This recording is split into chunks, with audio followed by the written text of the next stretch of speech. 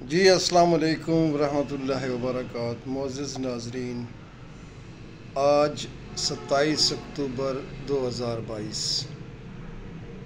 آج پاکستان کی قومی تاریخ میں اور میں صحافتی تاریخ کا ایک بلیک ڈے۔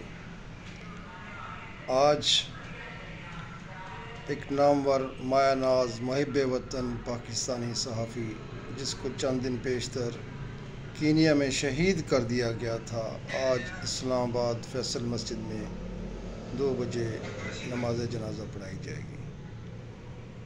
میں ایک نظم ان کی نظر کرتا ہوں۔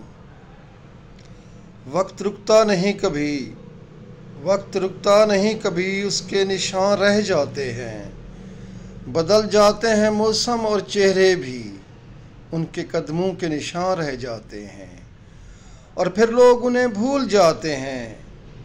اگر ایمان دل سے ہو تو یادیں رہ جاتی ہیں، سانسیں بھی معطر رہ جاتی ہیں، سمائے رہتے ہیں آنکھوں میں خواب اس کے۔